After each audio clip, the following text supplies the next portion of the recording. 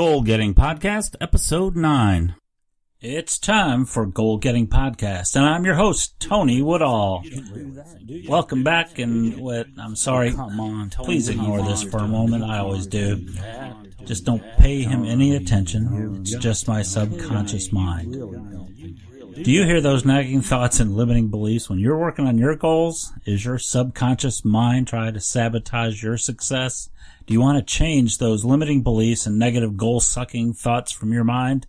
Well, don't let your mind play goalie for the other team. Get the goals you set. Goal Getting Podcast teaches you how to turn those negative, limiting beliefs in your subconscious mind into positive, goal-setting, goal-getting, success-thinking beliefs with the goal-getting, don't just set 'em, get 'em program. Kick the crap to the curb and get your mind playing for your team. Let's listen to this week's episode and get the goals you set.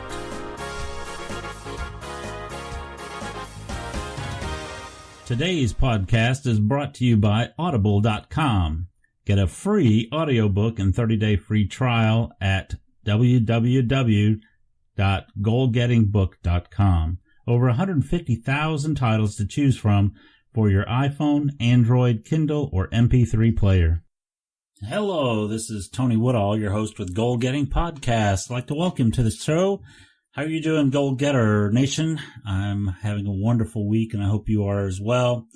I really do appreciate you following us and staying with us on the Goal Getting Podcast. We appreciate your listening. I am going to be talking a little bit today about weight loss, and I'm on a program now where I have what I call my work on wellness goal. And the work on wellness goal is to get down to a certain weight that I'm trying to get to, 185 pounds. And I want to do that as well as get healthy and get in a better fitness. One of the things I want to do, and the reason why I want to do it is because I'm unhealthy being at the weight I am. I currently don't weigh much. I'm only 225 pounds, 224, somewhere around there, depending on the day and time of day. But I really should weigh 185 pounds. I have been as high as 296 pounds, and that was when I nearly dropped my jaw to the floor when I saw that on the scale, and I said I have to get myself back in better shape. And that was several years ago, that I hit 296. I had been doing a lot of traveling and working late and eating pizza at the hotel room right before I go to bed, which is never a good thing to do. So there was a lot of things that took me to that point. But once I hit that 296, almost 300 pounds, I knew that I was in trouble and I had to get back in shape. And unfortunately, that habits that I had gotten into with my eating habits, and my working habits, I just got to a point where my body couldn't take it, and I became a type 2 diabetic, and it has affected me health-wise quite tremendously, and I don't want to get to a point where it causes major damage. I've been going to the doctors for years.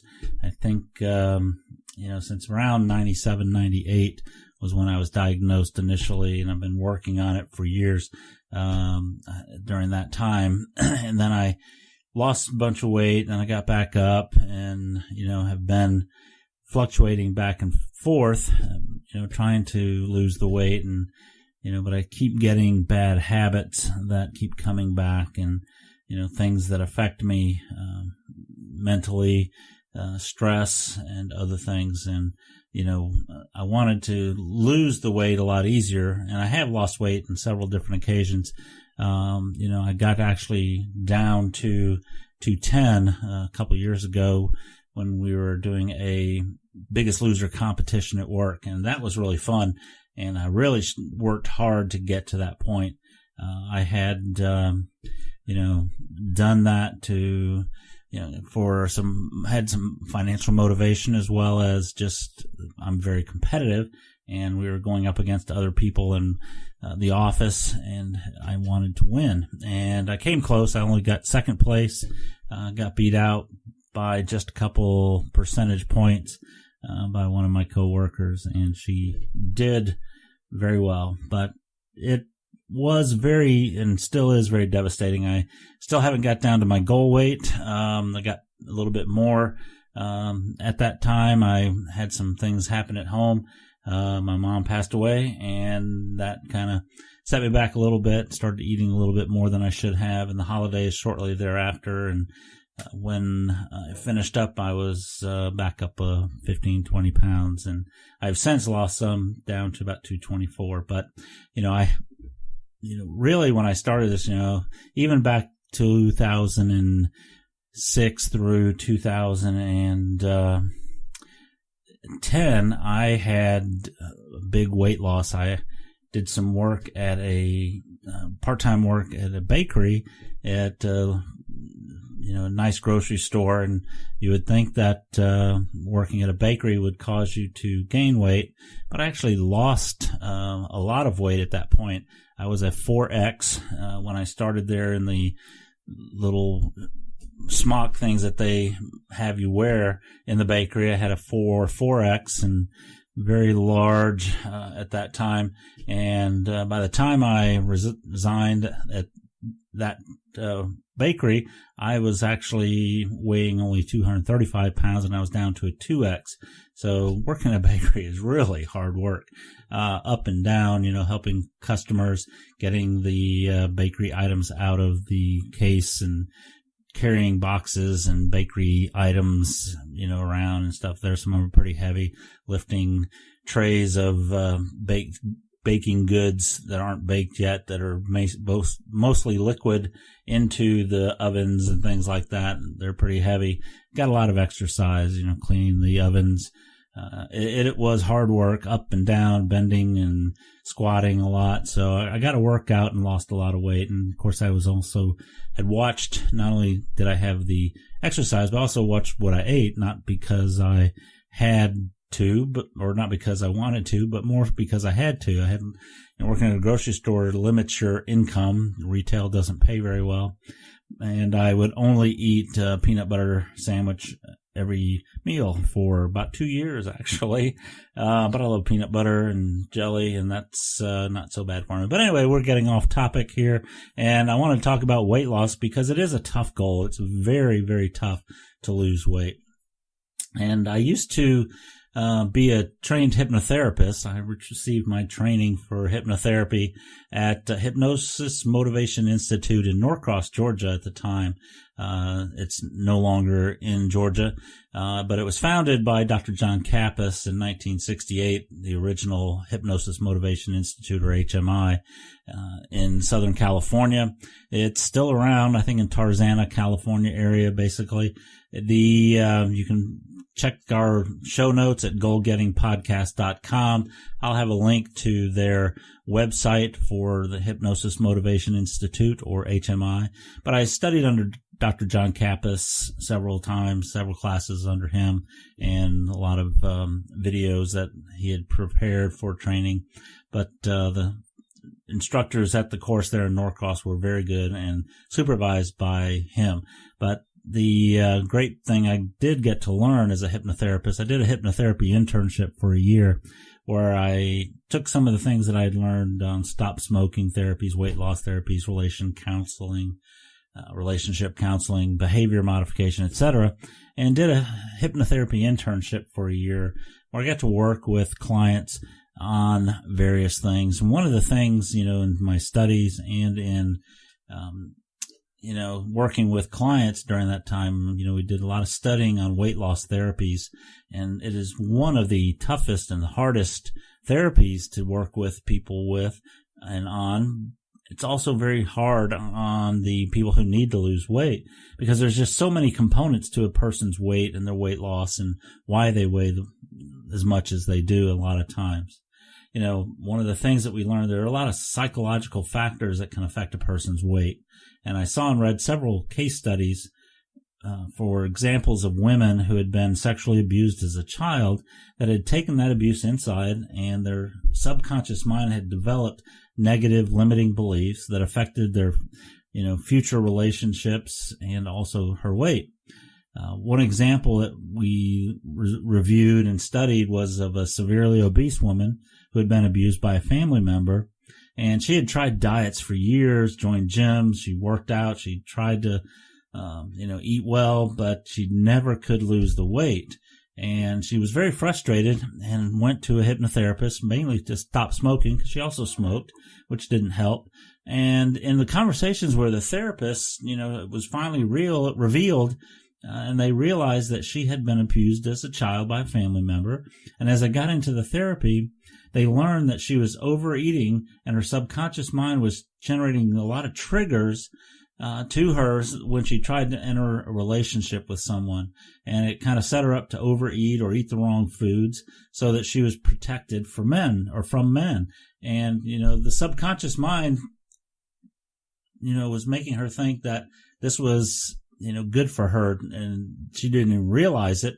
But, it figured that if men didn't desire her, she wouldn't have to be in a relationship or have to worry about intimacy with men, and she wouldn't have to go through that potentially painful scenarios again. So, this is not an extreme case, and or is an extreme case, I should say, and it's not the norm. And just because someone's overweight doesn't mean they were abused as a child or as an adult, but it does occur, and it's something that, makes it tough a lot of times with weight loss therapies, in hypnosis or any other program. And there are a lot of factors where the subconscious mind can be programmed with negative and or limiting beliefs that can affect your, weight or relationships or other things. And that's one of the great things that I learned at HMI, and learned to use the techniques that they taught to overcome and reprogram your subconscious mind to get rid of those negative and limiting beliefs. So we're going to be talking a lot more as we go into some further episodes about, the negative limiting beliefs that a subconscious mind can get and how you can overcome those with proper goal setting techniques and goal getting techniques like I talk about. They're built and designed to help you work through and overcome, the challenges of modifying the subconscious mind and its limiting beliefs that it has. To give you an example, I was raised as a child, at a time when, several times on TV, and you got to remember back then, there was only 3 networks on TV at a time, so you couldn't get away from it as easy as you can now by changing one of the hundreds and thousands of channels that are available on television today. But we had 3 networks, so you couldn't get away from it. And around dinner time, you must always had commercials for United Way or Care or some organization would come on talking about the starving kids in Biafra, with photos and videos of a bunch of emaciated, bloated bellies of, poor children, little kids in Africa, pleading for money to feed the child for 25 cents a day or so. I think it's still 25, 30 cents a day, that you can see. And I haven't recall seeing, the videos of the bloated bellies of the kids like they used to do back in the day.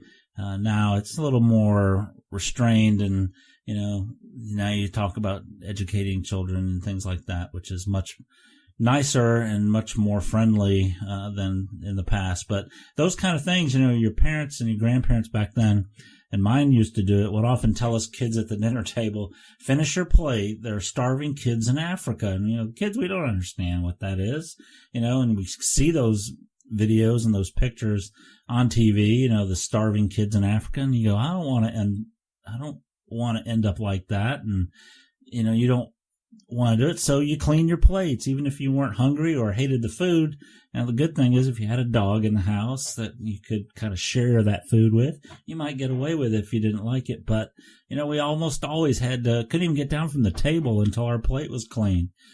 So that's kind of programs into our subconscious mind by our parents, that, you got to always eat everything, whether you're full or not. You still have to just clean your plate. And of course, with the big servings that you have in most of the restaurants these days, that's a lot of calories that you end up putting in your body. So, don't do that to your kids, please. Whatever you do, don't, force them to eat. They'll eat when they're hungry. And if they don't, they don't. Your food that they don't eat is not going to go to starving kids in Africa. My grandparents and parents never sent that food that I didn't eat to anybody. It went in the trash. So it really doesn't matter, what's going to happen. So, don't, force your kids to eat if they're not hungry. When they want to eat, they'll eat. So, another common programming that parents do to their kids, honestly, I have two wonderful daughters, and I did it to them when they were younger, probably myself.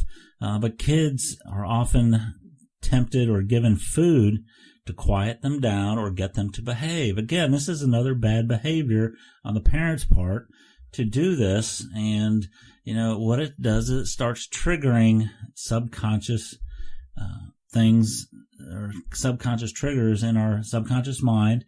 And then as you get older, you start looking for, these things as a comfort release. Why do you think they call wonderfully fattening things comfort food?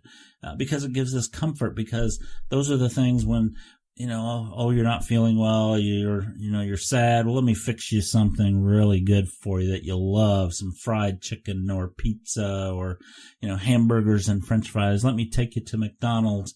It'll make you feel better. Well, it does make you feel better for about 10 minutes, and then you feel like crap later. So again, we do that all the time to, our kids. I'm totally guilty of it myself. We want them to be quiet and behave, and then we give them negative, bad behaviors and start negative and bad habits by doing that. But it really programs our subconscious mind for that. And, your subconscious mind can control a lot of the things that affect a person's life, especially their weight. And, the great thing about the goal getting, don't just get them program. And what you're listening to on the Goal Getting podcast is developed to help you overcome those negative, limiting subconscious mind beliefs and change them using certain techniques that were taught at HMI and some of the other areas that I followed in neurolinguistic programming and other types of behavior modification techniques. And the problem is often just habits, really. If it's not subconscious mind, it's not always, a negative limiting belief. It could just be because we've gotten into some habits and not necessarily bad ones. We start doing something, then we continue it because it becomes a habit. So just because, you're eating bad food doesn't mean your parents turned you into a crazy person or anything like that, or made you start doing it. It could just be you started getting bored or doing something and you started picking up sweets or Skittles or some other tasty treat just so that you could get, that sweet taste or whatever, because of many different things. And it becomes a habit because you do it over and over and over again.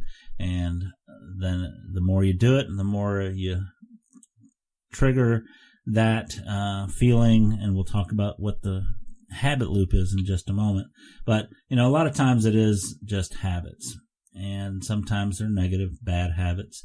And habits themselves are hard to change. It's tough to start them. If you want to start a good habit, you have to work at it. The old norm is that you have to do something 21 times to make it a habit. It's what I always heard growing up. And a lot of people still believe that. And I'm not sure if that's actually true. I found a lot of things that I had heard as gospel and, as growing up, that is not really true. And if you listen to the podcast, you'll hear a couple of those in some of our earlier episodes about goal setting and writing things down in Harvard and or Yale studies that were never actually done. I actually heard that mentioned by somebody the other day about that Harvard study of writing your goals down, and I didn't have the heart to tell them that never actually got written. So sometimes things are, not what they have been led to believe. So I want to I'm going to have to check on that, whether or not that 21-day plan to start a habit is actually true or not. I might have to do some studies on that myself. Anyhow, we're talking about habits on the Goal Getting podcast.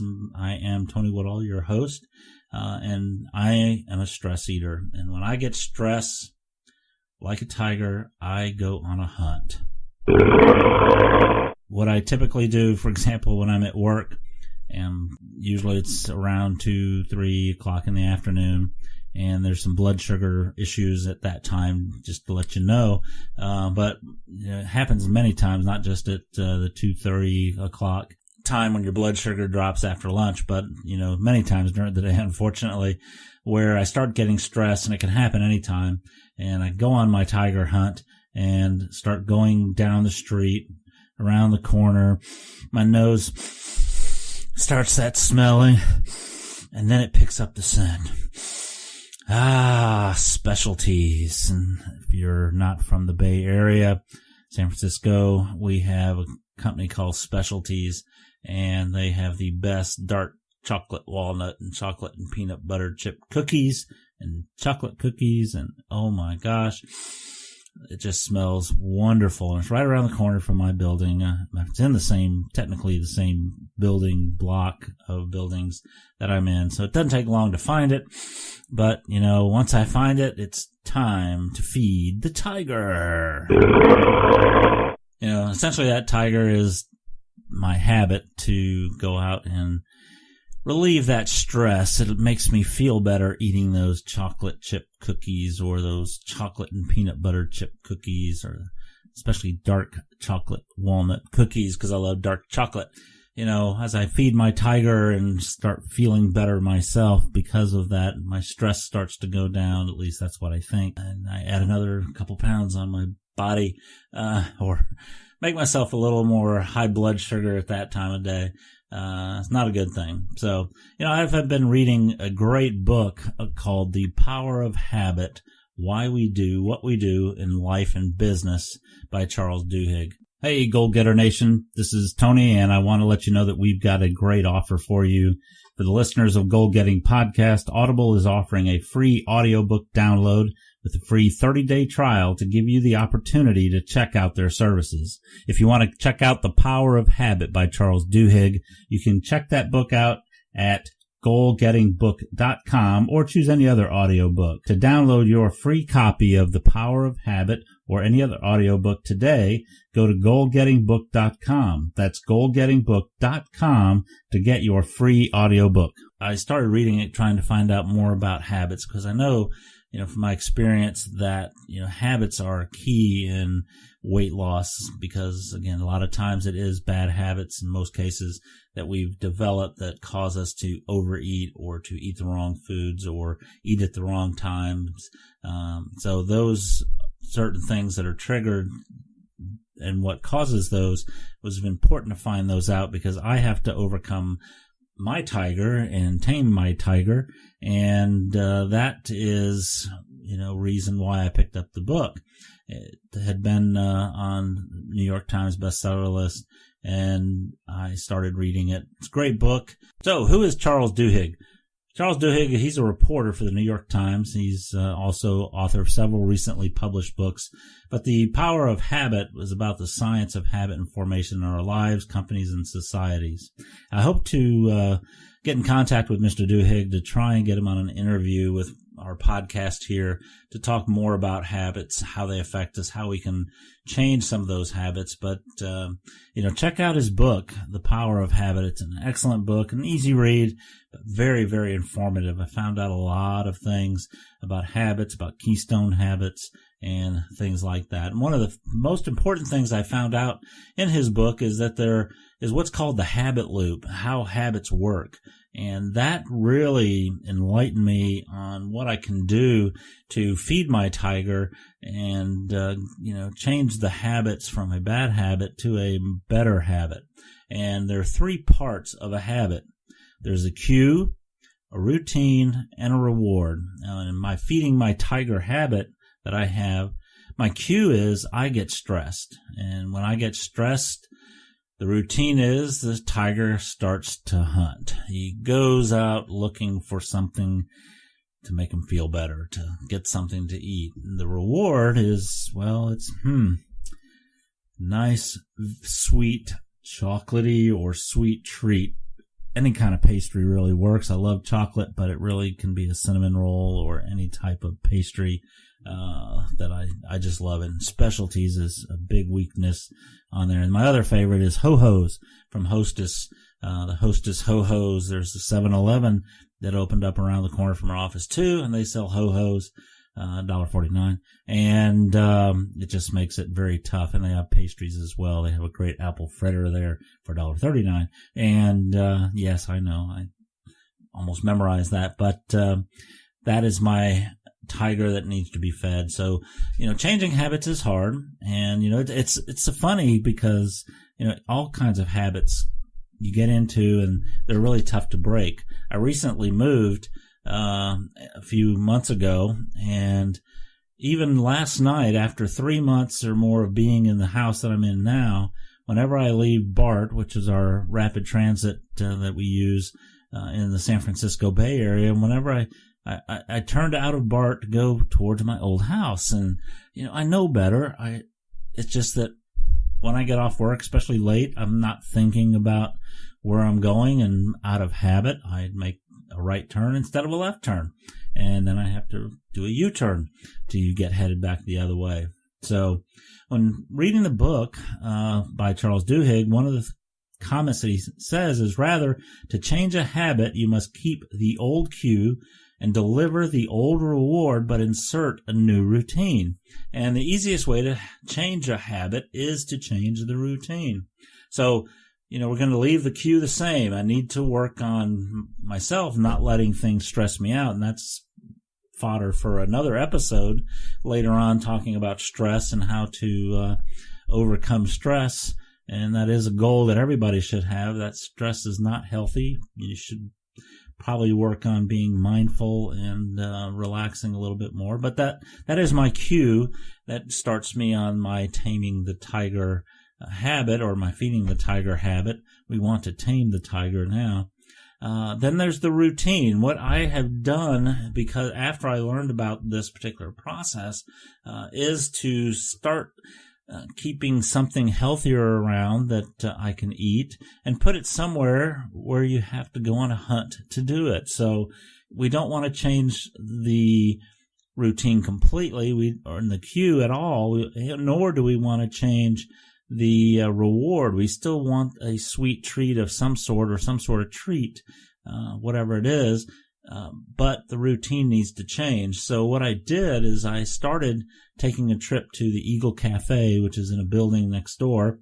It happens to also be our company cafeteria, so it's very convenient for us to go in there.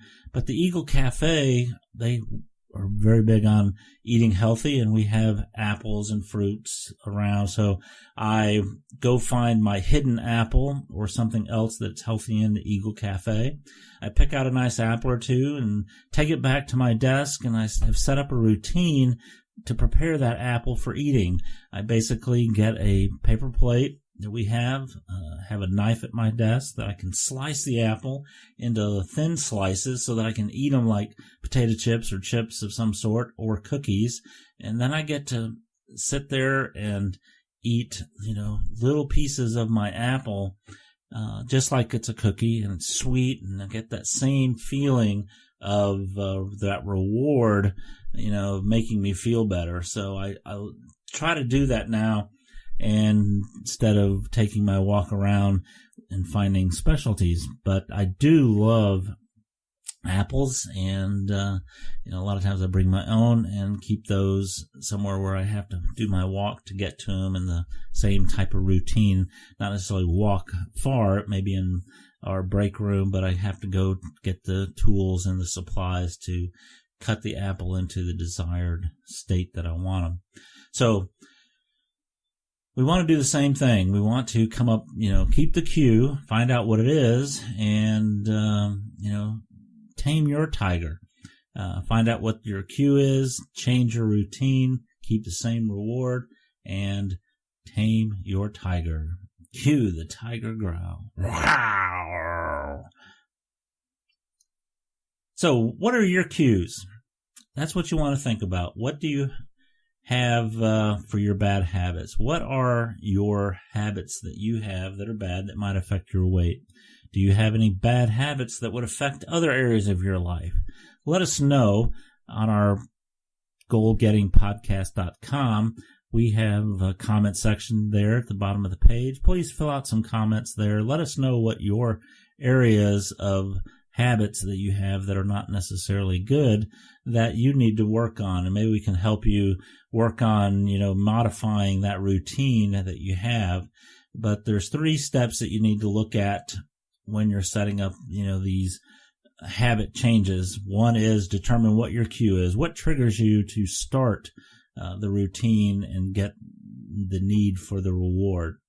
Define what your current routine is. You want to set it up and define exactly what you're doing that you're, as part of this habit. What is your current routine? And then what is the reward that you're really after? Why do you do this? Why and what do you do? Or what do you get out of the completion of this routine? What are you getting out of this habit that you're having? Is it, the feeling of relief? Is it a feeling of, getting over, some boredom? Maybe, for example, maybe you're walking by a friend's desk or something, talking to them for a little bit on the way to the store. Maybe you're going with somebody, to the store, just to have that companionship or just to be able to talk because you were bored. Whatever the reward is, that's where you want to keep that, and along with the cue, and just change the routine. So there's a lot of different things that we can do, and I'm here to help you. If you want to, like I said, go to our goalgettingpodcast.com website and you can leave a comment. Let me know how I can help you. The goal here is to make you a better person, and if you need to change a bad habit, we need to set up a new one. And the easiest way to do that is to change the routine and keep the cue, keep the reward as we go through there. So changing habits by developing healthier routines. When you tame your tiger, you'll be healthier and happier. One of the quotes that Charles Duhigg talks about is typically people who exercise start eating better and becoming more productive at work. They smoke less and show more patience with colleagues and family. They use their credit cards less frequently and say they feel less stress. Exercise is a keystone habit that triggers widespread change. So read Charles Duhigg's book, The Power of Habit, Why We Do What We Do in Life and Business. And again, you can get that at audible.com by going to goalgettingbook.com and get a free book for your pleasurable listening. So have a great day. This is Tony Woodall with Goal Getting Podcast. I'd like to thank Mike Koenig for uploading our Tiger Growl to Sound Bible, where I picked it up at. So you can go to soundbible.com and pick up other great audio sound bites on that website, soundbible.com. And again, thank you, Mike Koenig, for that Tiger Growl.